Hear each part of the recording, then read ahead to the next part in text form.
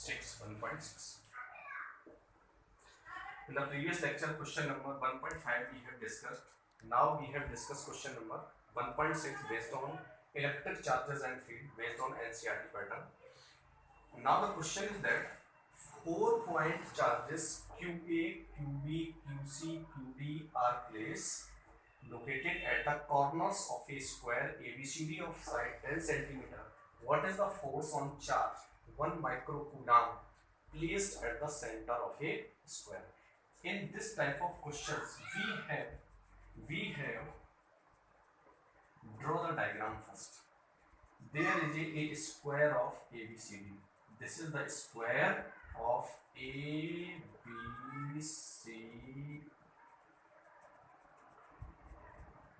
This is the square. This square has 10 cm side. The length of the side is 10 cm. This is equal to A equal to this. This is also 10 cm. This is also 10 cm. And this is also 10 cm.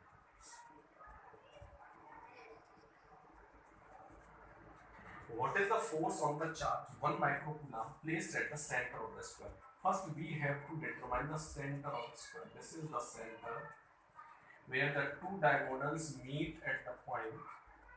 This is the center of the square, and 1 microcoulomb charge is placed here, and charges are placed A, B, C and D. 4 charges are placed. A charge is placed QA is equal to 2 microcoulomb. QB is equal to minus 5 microcoulomb. C is equal to 2 microcoulomb. QC, and this is QB, and this is QD is equal to minus 5 micro. We have chosen vertex A is here, vertex B is here, vertex C is here, vertex D is here, and 4 charges are placed on the square of a vertices A, B, C and D. If charge is placed, 1 microcoulomb charge is placed at the center of a square. We have to determine the net force on this 1 microcoulomb charge. First we have to study the direction of forces. Where multiple charges are placed, we have to determine the direction of force by individual charges first. It means this 1 microcoulomb charge is placed here. That if we consider the first vertices charge, this is 2 microcoulomb. It means it is in positive in nature, and this charge is also positive in nature. It means the force acting on the charge 1 due to charge 2. It means the direction of force is along the diagonal this, and the magnitude is F1. Here the magnitude of F1 is equal to K Q1 mod of Q1 mod of Q2 divided by this distance. It means this is the distance. If the distance is A, then whole distances will be A root 2, and this distance will be A by root 2. If A is the side of the square, this whole distances we have to take in the distances. This is the distance. This is A, this is A, this is A root 2, and this is the midpoint, and this is A by root 2. A root 2 by 2, and it is A by root 2. It means the distance is A by root 2.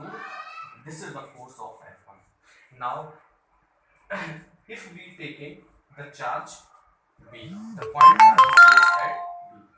The B point charges, this is the negative charge and this is the positive charge, and the direction of the force acting due to this is F2. Suppose this force is F2. What is the value of F2? K Q1 mod Q2 upon R square. Mod Q1 mod Q2 upon R square. This is the force of direction of F2.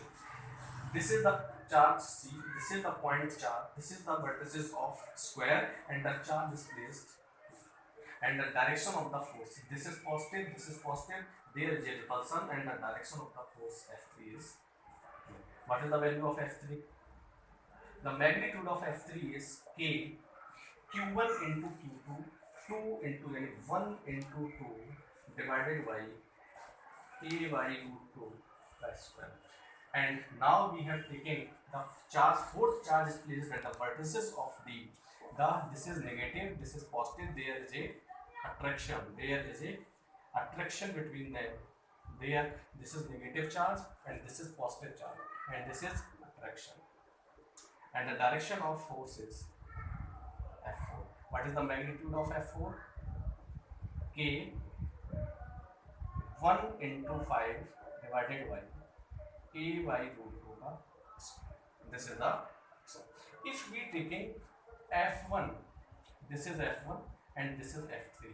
F1 and F3 are in same magnitude and opposite in sense. It means the resultant of F1 and F3 will be 0.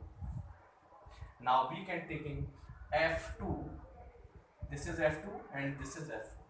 The magnitude of F2 and F4 are equal but is opposite direction. It means F2 and F4, the magnitude of F2 and F4, the resultant magnitude of F2 and F4 will be 0. Resultant of F1 F3 is 0, resultant of F2 F3 is equal to 0. It means resultant force